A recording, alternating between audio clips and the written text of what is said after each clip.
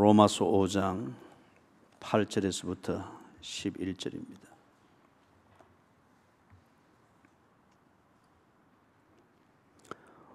우리가 아직 죄인 되었을 때에 그리스도께서 우리를 위하여 죽으심으로 하나님께서 우리에 대한 자기의 사랑을 확정하셨느니라.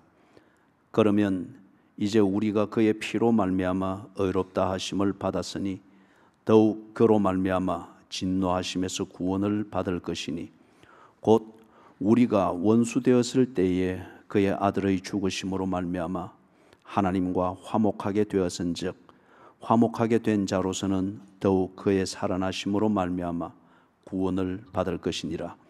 그뿐 아니라 이제 우리로 화목하게 하신 우리 주 예수 그리스도로 말미암아 하나님 안에서 또한 즐거워하느니라. 아멘. 1992년도에 호주의 수상이었던 법 호크, 그분이 국회에서 수상이 발언하는 그 시간에 울면서 이걸 약속을 했습니다.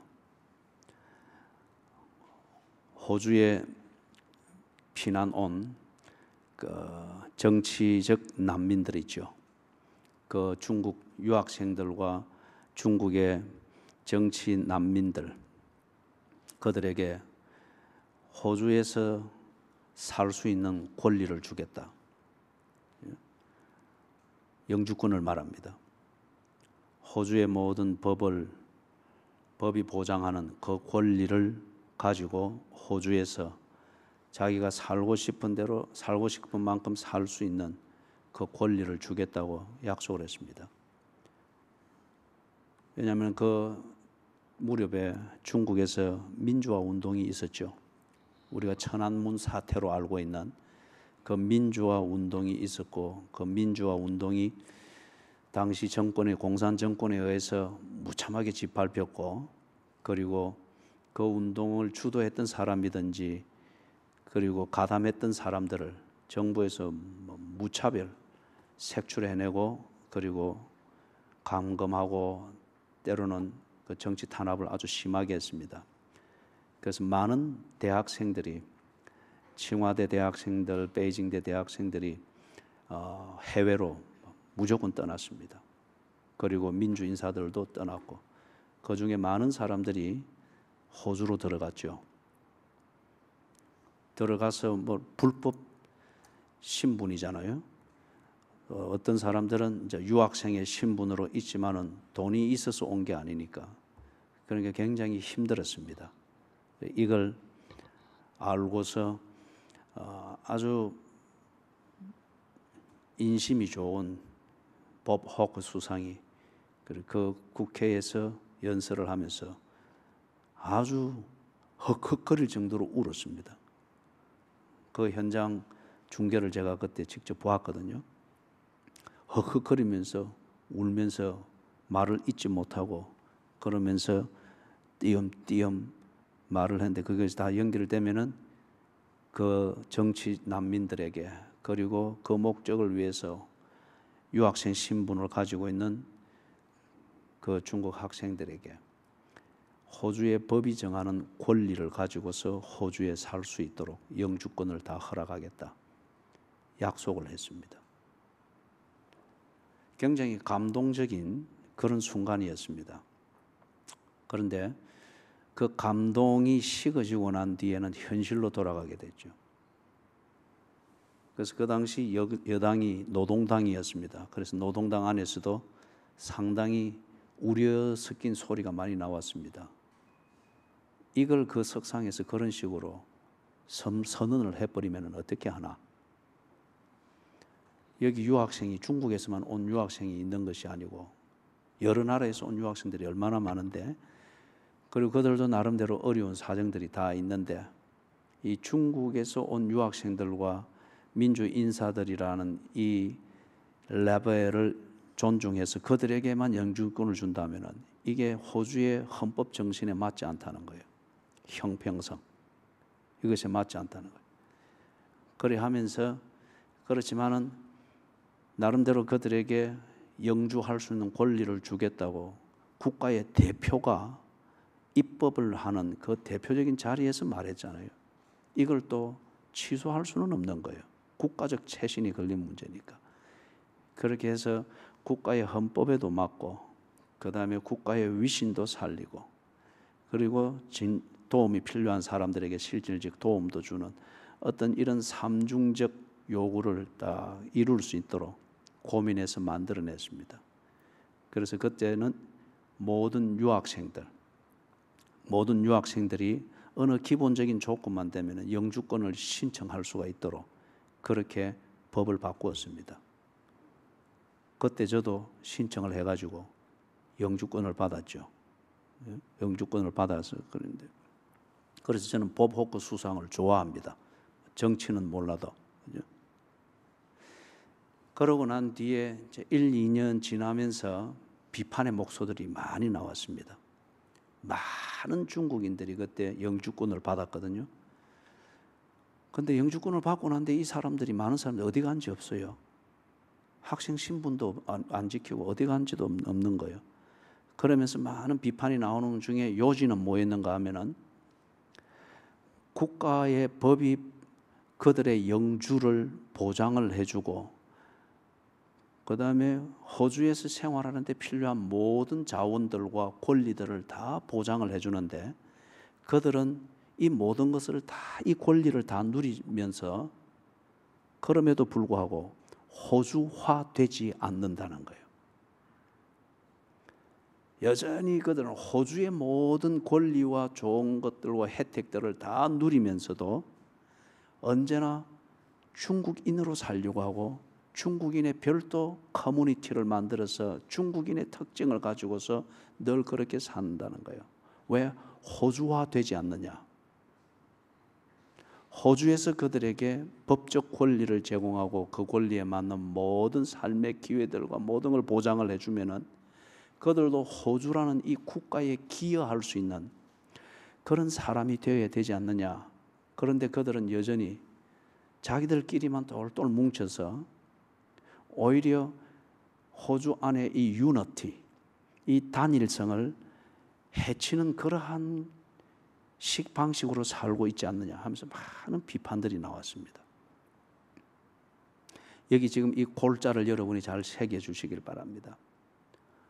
호주가 그들에게 사람답게 살 수 있도록 모든 법적 권리를 제공을 했습니다. 그리고 그 법적 권리를 따라 사는 데 필요한 모든 복지 혜택이든지 그 다음에 무상으로 교육받을 수 있는 것든지 다 제공을 했습니다. 보장을 했습니다. 그들이 그걸 다 누렸습니다. 그러나 그들은 호주화되지 아니하려고 했습니다. 지난 주일날 우리는 justification, 하나님이 우리를 의롭다 하시는 법적 선언과 법적 보장에 대해서 배웠습니다. 하나님이 우리를 의롭다 하시고 그리고 법적으로 우리를 딱 보장했기 때문에 지옥의 권세든 어떤 법으로도 우리를 더 이상 고소하거나 우리를 어떤 의심하도록 만들 근거를 없애버렸습니다. 그리고 하나님이 보장하신 그 칭의, 의롭다 하심, 이것을 누리고 즐길 수 있도록 하나님의 모든 은혜들을 우리에게 주셨습니다. 누리고 살 수 있도록 하셨습니다. 요한복음 1장 12절에서 이걸 보고 하나님의 자녀되는 권세라고 했습니다. 예배할 수 있고 기도할 수 있고 하나님의 말씀을 통하여 하나님과 직통으로 커뮤니케이션, 소통할 수 있고 그리고 내가 하나님의 백성으로 사는 데 있어서 나는 모를지라도 하나님은 나를 아시고 필요한 것을 공급하신다. 이걸 성경에서는 일용할 양식을 주신다. 그렇게 표현을 하고 있죠. 그런데 가만히 보면 제 자신을 살펴도 하나님의 자녀답게 변해가지를 않습니다. 하나님이 주신 권리와 모든 은혜들을 누리는데 내가 그것을 누리고 즐기기는 하지만은 그러나 내가 하나님의 자녀답게 천국 백성답게 변해가려고는 하지 않습니다. 이게 오늘 교회나 교인들이 하나님이 나를 어렵다 하시는 이 구원의 은혜를 오해하거나 남용하는 그러한 현장입니다. 하나님이 나를 어렵다 하셨으니, 그래서 나를 구원하셨으니 나는 영원히 구원받은 자다. 표현은 맞습니다. 자, 그럼 그것을 딱 보장을 하고서는 사는 것은 지 마음대로 삽니다.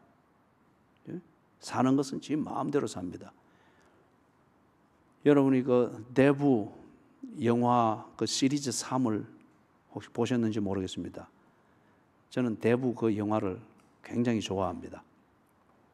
폭력을 좋아하는 게 아니고 거기에 그 아버지의 심정, 가족을 세우기 위해서 애를 쓰는 그 아버지의 그 몸부림, 그러나 가족으로부터 이해받지 못하고 단지 마피아의 두목으로 가족으로부터도 그렇게 치부되어지고 취급을 받는 그 아버지의 심정, 그걸 제가 동병상련처럼 느끼면서 감상을 했기 때문에 굉장히 기억에 남아 있습니다.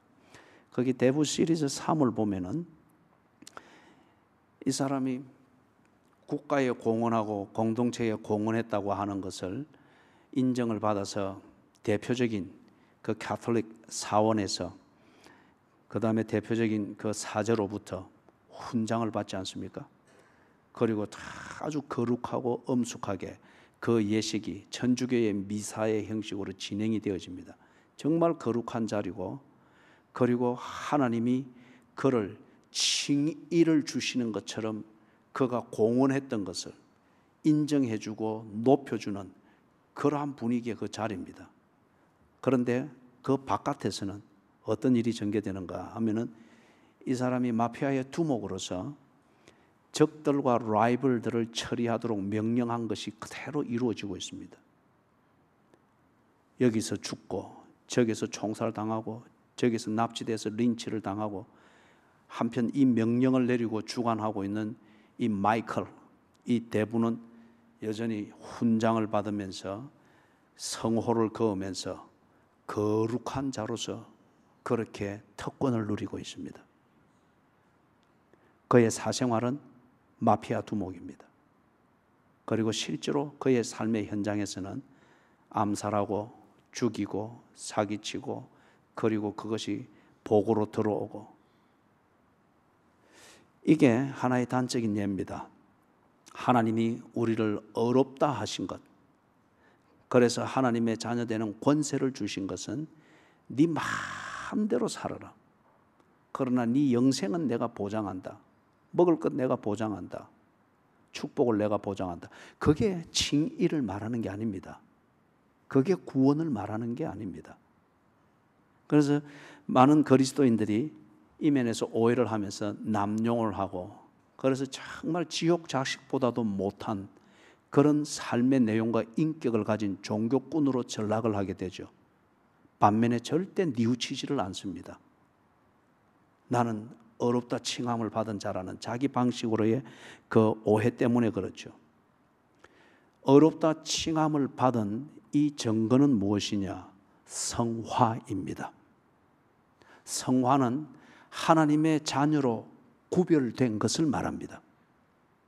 하나님의 자녀로 구별되어져서 하나님의 자녀로서 살아가도록 딱 구별되어진 것, 이걸 보고 우리는 성화, 어려운 표현으로서는 sanctification, 하나님의 자녀로서 어렵게 되어졌으면 동시에 하나님의 자녀의 신분을 가지고서 이제는 하나님의 자녀답게 사는 겁니다. 이게 전제하고 있는 것은 우리가 자주 표현하는 것, 거듭남, 그게 전제가 되어져 있는 겁니다. 자, 미국 한 조그마한 마을에서 아주 슬픈 사건이 일어났습니다. 얼마 전에 포털 사이트 그 뉴스에 올라왔죠. 한 십수년을 거기서 경찰관으로 활동하기 때문에 마을 사람들과 아주 잘 알고 친숙해 있는 경찰관이고 마을 사람들로부터 사랑을 받는 그런 경찰관이었습니다.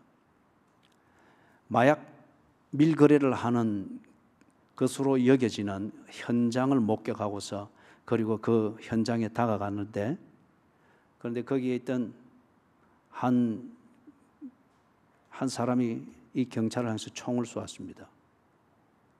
그리고 그 자리에서 적사했습니다. 이게 마을에 큰 충격과 슬픔을 주었습니다. 이런 범죄가 일어난 것도 그렇거니와 무엇보다도 바로 그 경찰이 그런 식으로 죽었다고 하는 것에 대해서 너무 사람들이 존경했고 사랑했고, 그리고 경찰이라는 신분이 결코 그들에게 괴리감을 주지 않는 아주 인간적인 경찰이었기 때문에 그들은 이 경찰의 죽음을 두고 굉장히 슬퍼했습니다. 온 마을이 관심을 가지는 그런 장례식이었죠. 경찰의 장례식으로 그렇게 했습니다.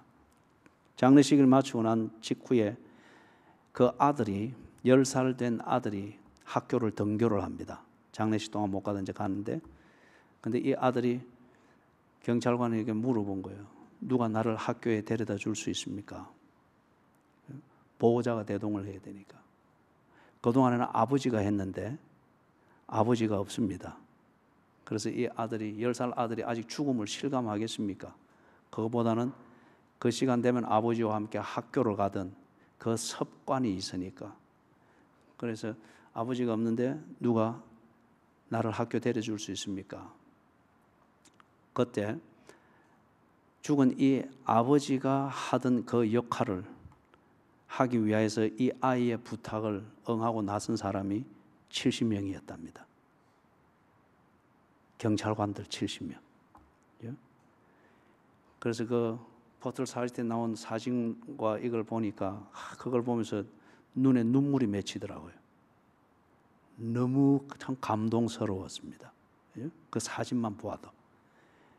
여자 경찰, 남자 경찰, 이 아이를 학교까지 다 에스코트하고, 그리고 이 아이가 자기 교실에 있는 그 건물에 문을 열고 들어가는 그 앞에 70명이 양쪽 열로 다 도열해 서가지고 이 아이 한 명을, 이 아이를 데리고 한 경찰관이 딱 그 가운데로 걸어가는 거예요.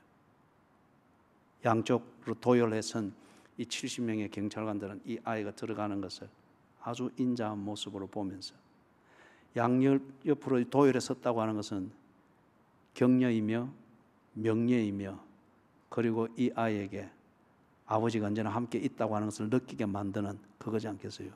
그런데 그 사진을 자세히 보니까 이 아이의 목에 메달이 걸려 있으면서 메달 끝에는 아버지가 쓰던 경찰 배지가 여기 달려 있는 거예요. 여러분이 할리우드 영화든지 미국 드라마를 보면은 이 경찰관들이 현장에 들어갈 때는 배지를 목에 걸고 딱 가슴팍에 배지가 딱 보이도록 하고 들어가잖아요, 그죠? 그 식으로 이 아이에게 이 경찰관들이 아버지의 경찰 배지를 그렇게 딱 메어준 거예요. 그리고 이 애가 학교 백팩을 메고, 그리고 앞에는 이 경찰 배지를 딱 목에 걸고 도열에 쓴 한때 아버지의 동료였던 경찰관들의 이 보호를 받으면서 다 걸어 들어가고 있습니다. 정말 눈물이 맺히더라고요. 그러면서 이 애가 문에 들어가기 전에 한마디를 합니다. I am proud of my dad. 나는 아버지가 자랑스럽습니다. 그리고 이 경찰 배지를 보는 거예요. 여러분, 이 그림이 제게는 뭘 가르쳐 주었는가? 칭의. 그리고 이 칭의가 우리에게 동시에 가져다 주는 것, 성화. 이 아이에게 아버지의 경찰 배지가 그대로 딱 목에 걸려서 그대로 딱 옮겨지고 지 가슴에 이 배지가 딱 놓였습니다.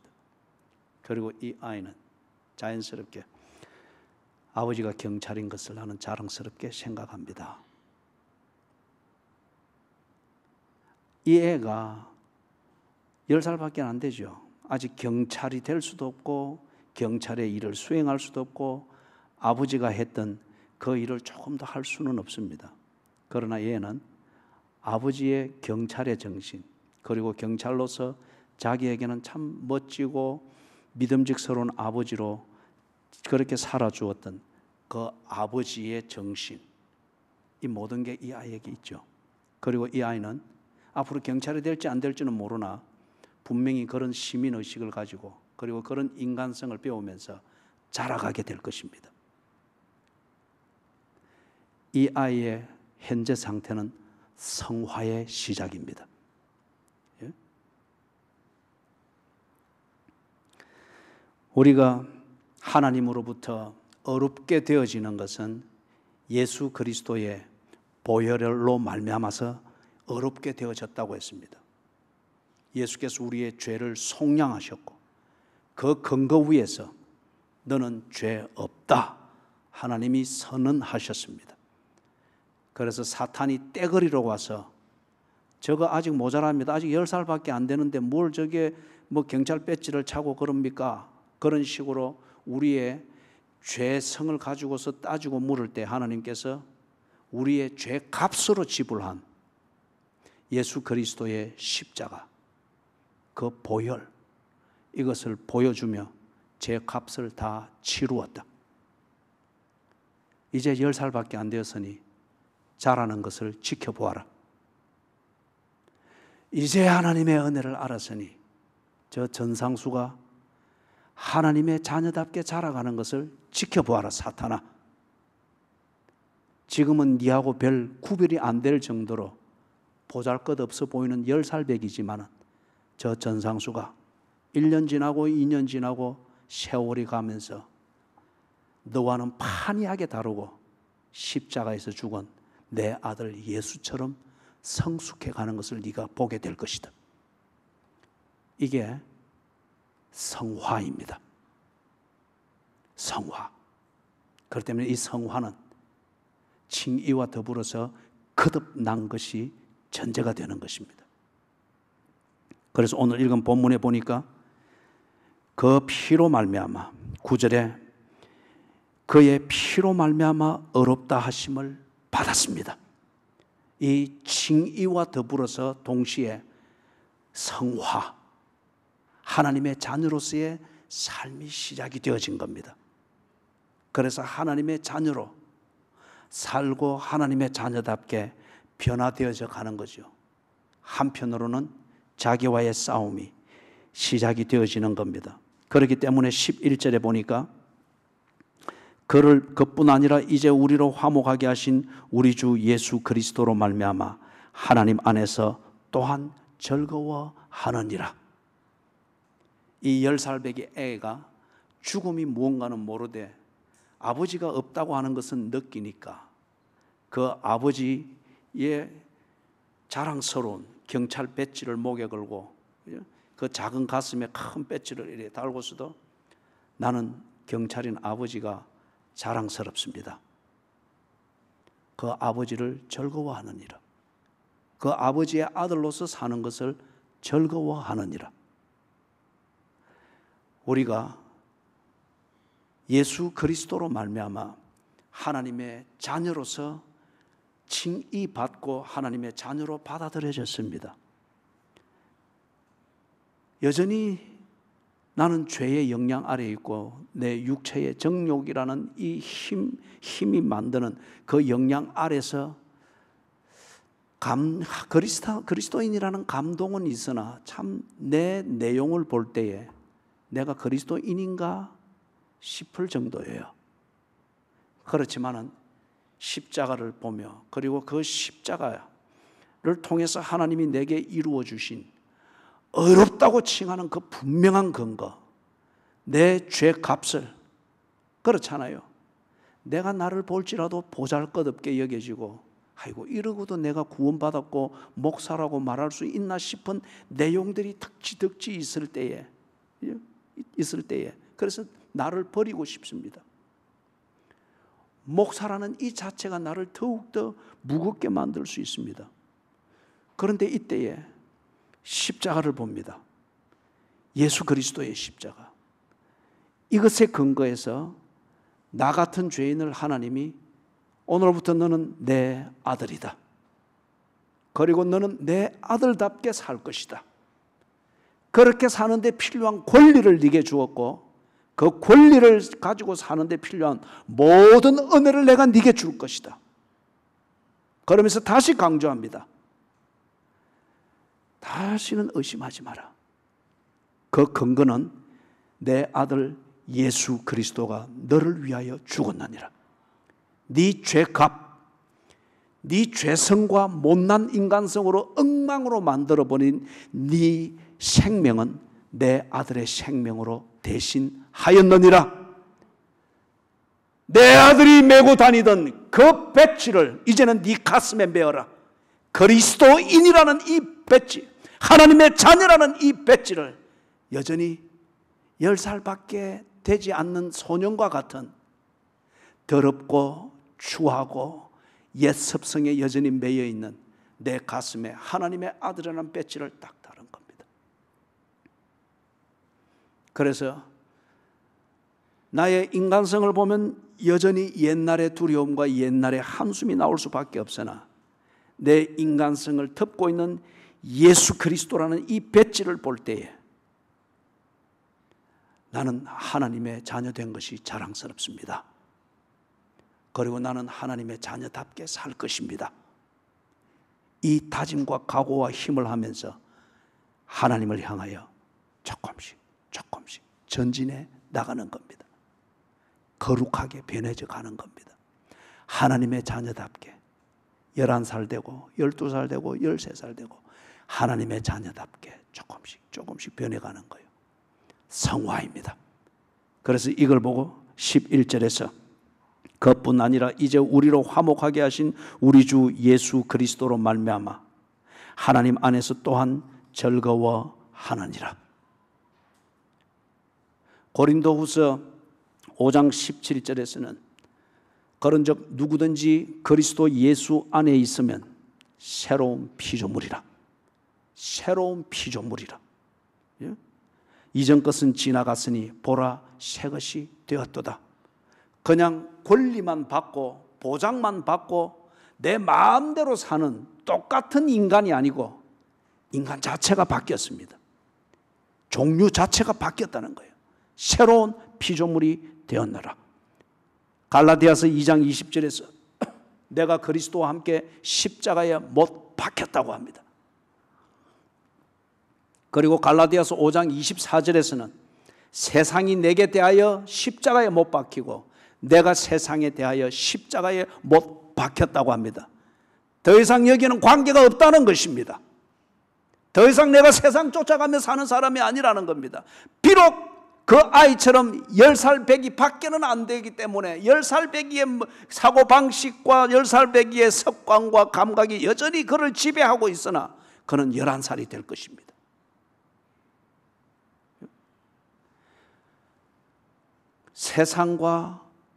세상에 대해서는 단절이 된 것, 십자가에 못 박혔습니다.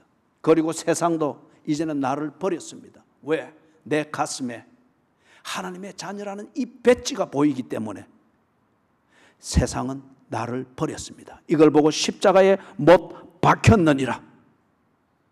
로마서 6장 6절 7절에서 로마서 6장 6절 7절에서는 제가 읽어드리겠습니다. 우리가 알거니와 우리의 옛 사람이 예수와 함께 십자가에 못 박힌 것은 죄의 몸이 죽어 다시는 우리가 죄에게 종노릇 하지 아니하려 함이니 이는 죽은 자가 죄에서 벗어나 의롭다 하심을 얻었음이라. 아멘. 십자가에 못 박혀 죽었습니다.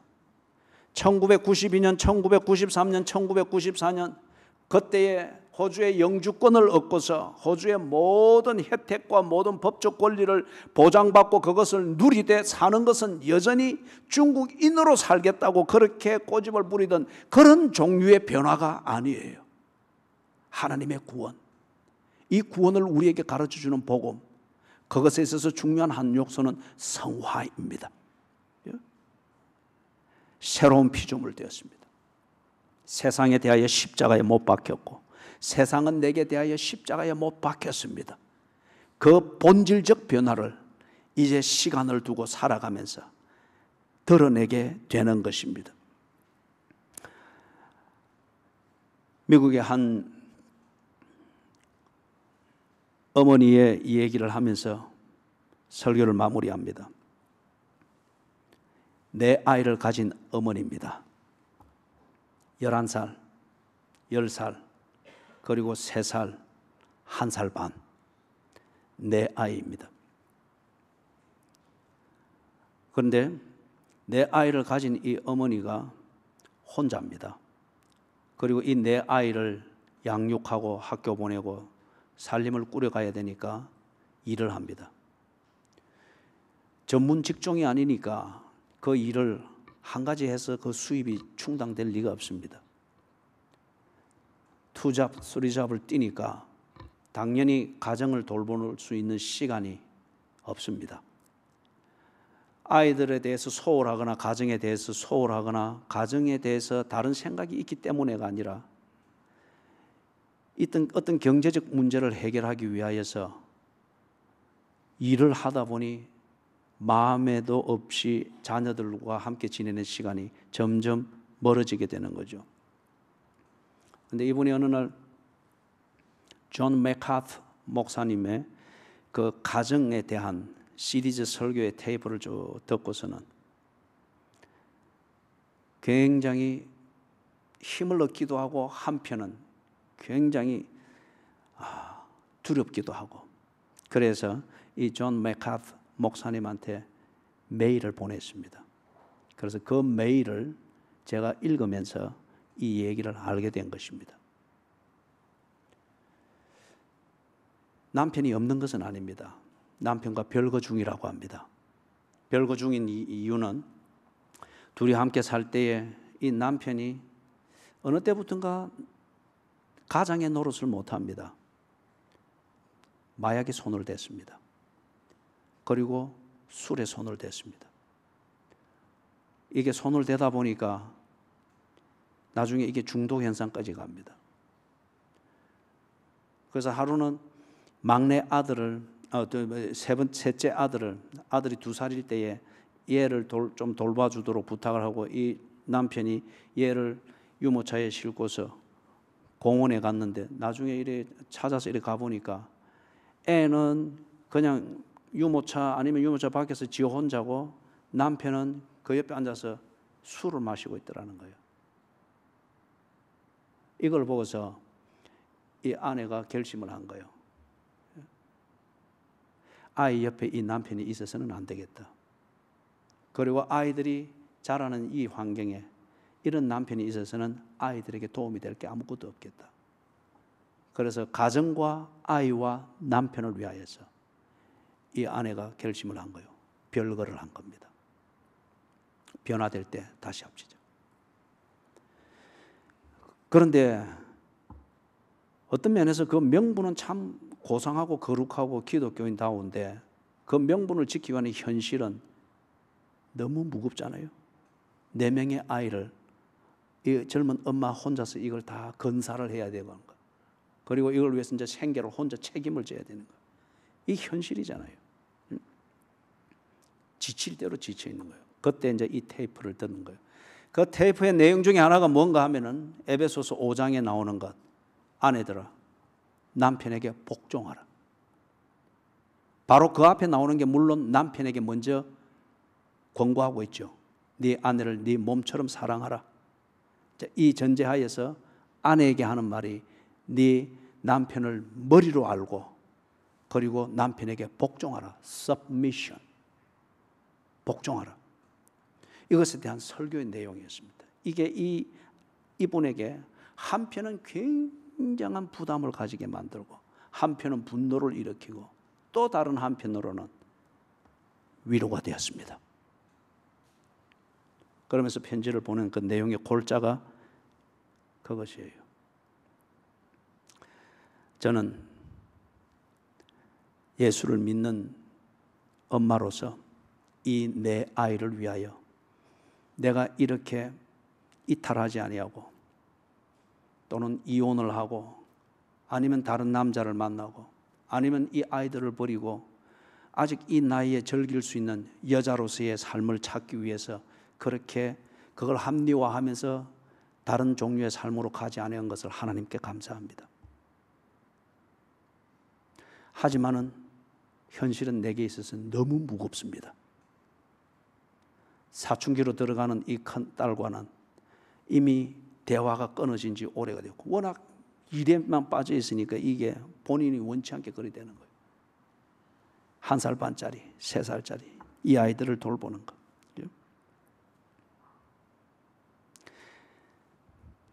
그래서 별거하고 난 뒤에 이 부인이 자기 직장에 사장한테 이야기를 했다는 거예요. 별거를 하고 나니까 현살이 이렇게 돼도 되는데 내가 참 두렵다. 그럴 때 이 예수를 믿는 사장이 이 부인에게 말한 게 우리 교회 목사님과 연결을 해주겠다. 그래서 그 목사님과 연결하고 상담도 하고 이런데, 그런데 이 분이 그 교회를 나갔는데 자기의 처지를 이해하거나 자기의 처지를 실질적인 도움이 될 만한 어떤 그러한 목양이든지 성도의 교제는 아무것도 없더라는 거예요. 그래 이걸 사장한테 이야기하면서 뭐 그게 도움을 좀 구하기 위해서가 아니고 사실 그게 더 마음을 힘들게 만들 수 있잖아요. 그럴 때에 사장이 하는 얘기도 대동소이하더라는 거예요. 그리고 그런 처지를 이야기를 할 때는 적어도 이 내 아이에 대해서 어느 정도 엄마의 노릇을 할 수 있도록 시간을 좀 배려받거나 어떤 이런 기대가 있잖아요. 그런 데서 아무것도 없더라는 거죠. 그러면서 이분이 편지에 그래, 참 그때가 힘이 들었다는 거예요. 그리스도인으로서 그 그리스도인의 원칙을 지키면서 내가 이 삶의 상황을 헤쳐나가야 되느냐 회의감이 들었다는 거예요. 교회의 목사도 교회도 성도도 그리고 예수를 믿는다는 자기 직장의 보스도 사장도 다 자기의 신앙을 나타내는 것뿐이지 꼭 야고보서에 있는 대로 배고프냐 배부르게 하라, 추우냐 옷 입고 덥게 하라, 몸을 따뜻하게 하라, 그거 외에 다른 게 없다는 거예요. 자기 현실이 달라진 건 없다는 거예요.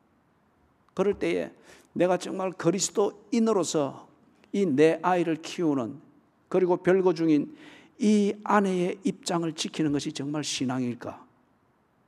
그게 정말 어떤 도움이 있고 어떤 유익이 있을까? 그때가 참 힘이 들었고 어려웠더라는 거예요. 그래도 자기의 신앙을 지키며 이 내 아이를 키워왔는데 이제 이 목사님의 설교를 듣고 그렇게 해서 한편 위로를 얻고 격려를 얻었다라고 하면서 결론이 그거예요. 목사님의 설교를 듣고 남편에게 복종하라. 이것이 하나님의 말씀인 것을 내가 다시 확인했습니다. 그렇기 때문에 나는 이 아내의 본분을 저버리지 아니할 겁니다. 아내이기에 내 남편과 더불어서 낳은 이 내 자녀를 키우는 것, 바로 키우는 것, 이것이 곧 남편에게 복종하라는 하나님의 말씀을 순종하는 것임을 나는 그렇게 깨달았습니다. 그리고 여전히 지금 알코올 중독에 있고 마약을 손을 대고 있는 내 남편, 별거 중인 남편을 위하여 나는 더욱더 간절히 기도할 것입니다. 바른 사람이 되어서 돌아올 수 있도록. 여전히 마약에 손을 대고 알코올 중독 현상을 일으키는 남자를, 그 남편을 내 아이가 있는, 4명의 아이가 있는 이 가운데에 두는 것은 해로운 것이기 때문에 별거는 유지하되 더욱 간절히 기도할 것입니다. 그리고 진심으로 내 남편의 회복을 위하여서, 내 남편의 회복을 위하여서, 그 남자를 위해서가 아니고 그리스도인의 동정심으로가 아니고 의무감으로 하는 기도가 아니고 내 남편의 회복을 위하여서, 그리고 돌아오는 그날을 위해서 나는 간절히 기도할 것입니다. 에베소서 5장이 하나님의 말씀이고 그 하나님의 말씀에서 아내들이여 네 남편에게 복종하라. 이것이 하나님의 말씀인 것을 나는 믿고 인정하기에 힘은 들지만 그렇게 순종할 것입니다. 그게 그 메일의 골자였고 결론이었습니다. 사랑하는 여러분, 이 기독교인 된 이 부인이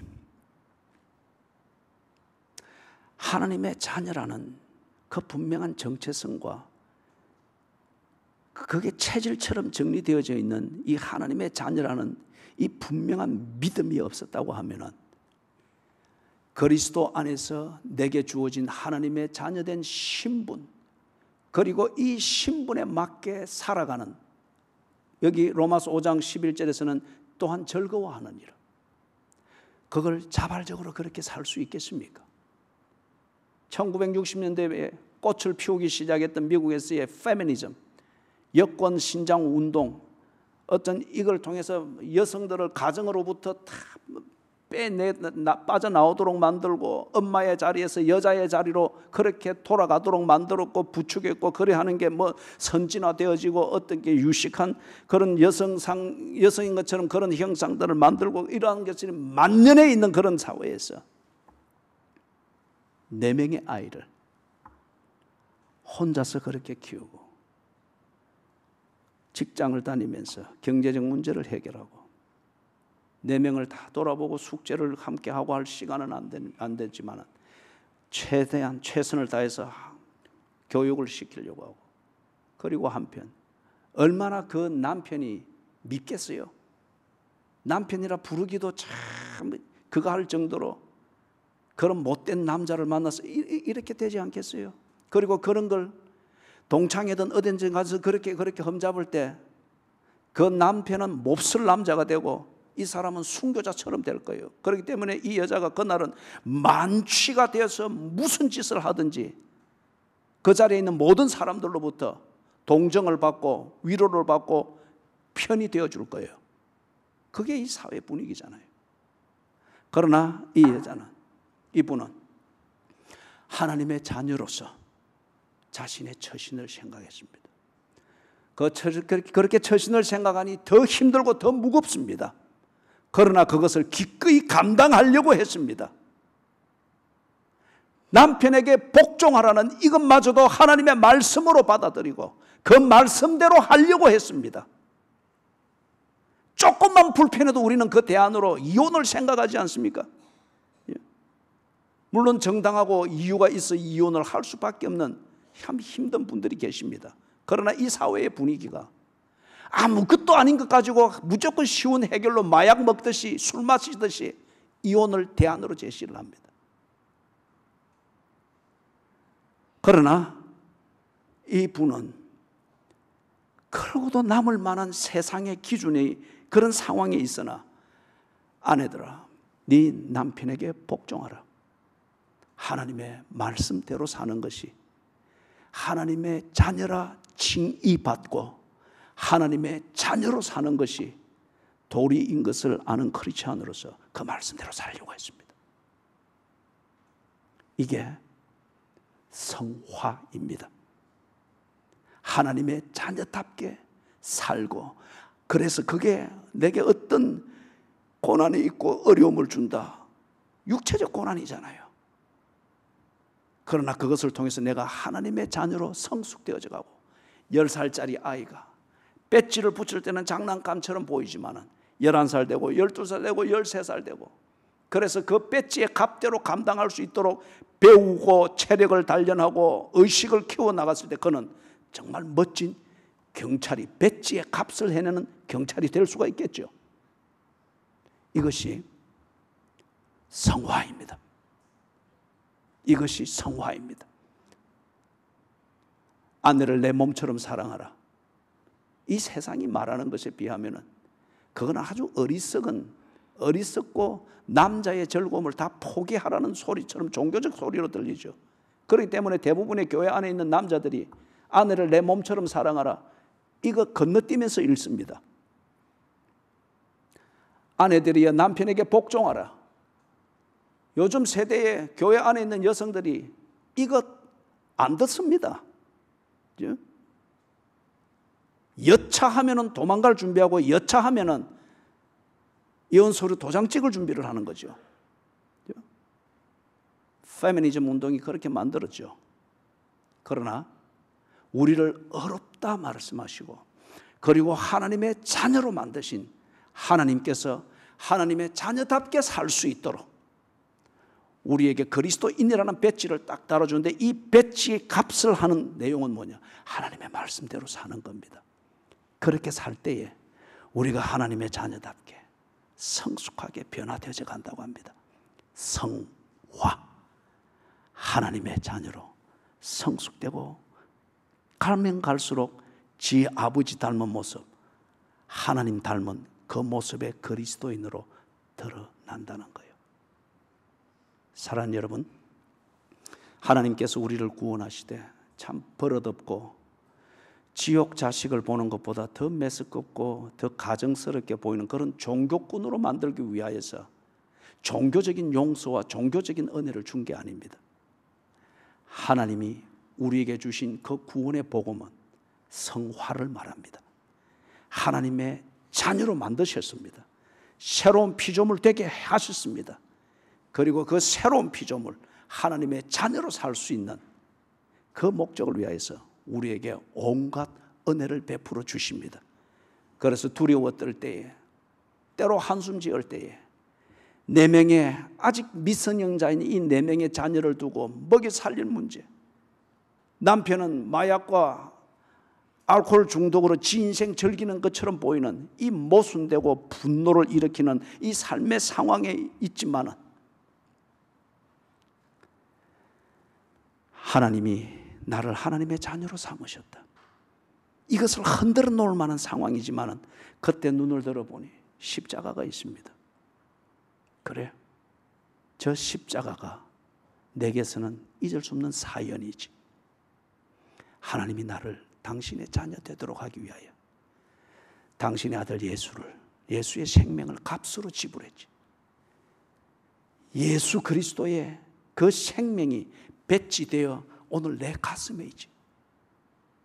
이 배지 아래에 있는 내 가슴이 여전히 세상의 습관과 감각을 잊지 못해서 배신적인 남편에 대해서 분노에 떨고 키워야 될 4명의 자녀를 두고서 도망갈 생각, 아니면은 세상이 가듯 여자의 길을 가면서 얘들도 잘 먹이고 나도 엔조이할 수 있는 그런 것을 생각하는 아주 유치한 그게 이 가슴에 있으나, 예수 그리스도라는 이 배지, 하나님이 값으로 지불한 이 배지가 나를 덮고 있으니 이걸 보면서 이 안에 있는 인간의 정욕과 죄를 즐겨야 만족을 느끼는 그 체질들을 무시를 하는 겁니다. 버리는 겁니다. 그리고 내 가슴에 있는 예수의 배지의 값대로 살려고 오늘도 일어서는 겁니다. 오늘은 몸부림인데 내일 돌아보니 내가 지낸 오늘은 거룩하게 변해져 있습니다. 성화입니다. 하나님의 구원의 이 은혜를 오늘 우리가 떡을 씹고 잔을 마실 때에 다시금 새길 수 있기를 바랍니다. 그래서 유혹 가운데 있거나 아니면은 예수 그리스도의 이 배지를 버릴 궁리를 하고 있는 자들이 있다고 하면은 그 4명의 아이를 가진 어머니처럼, 워킹 맘처럼 아내들이여 네 남편에게 복종하라. 그것마저도 하나님의 말씀인 것이 믿어질 때, 인정이 될 때 그 말씀대로 하기 위하여 하나님의 말씀을 거부하고 내 뜻대로 가고자 하는 오늘 나의 정욕과 유혹일 뿐 합리화되어진 이 논리 속에서 헤매고 있는 내 자신을 벗어버리는 그런 시간이 되기를 바랍니다. 떡을 꼭꼭 씹으십시오. 잔을 음미하며 마시십시오. 하나님께서 나를 하나님의 자녀 되게 하기 위하여 지불하신 죄의 값입니다. 이게 내 입에 씹히고 내 목줄기를 타고 넘어가는 것이 분명한 이상 나를 고소할 법은 더 이상 없습니다. 나를 지옥으로 끌고 갈 그 법이나 권세는 더 이상 없습니다. 내가 하나님의 말씀인 것을 인정하고 순종할 때에 내 안에서 내 스스로 일으키는 번민과 갈등이 있을 뿐, 하나님의 말씀을 순종하는 것을 잘못됐다고 정죄하면서 나를 죄인으로 만들 법이 없고 귀신이 없고 권세가 없습니다. 주의 말씀을 순종하려고 애쓰고 몸부림치는 이것이 옳은 것임을 떡을 씹으면서 확인하시고 잔을 마시면서 다시금 확정하시기를 주님의 이름으로 축원합니다. 사랑하는 하나님이여,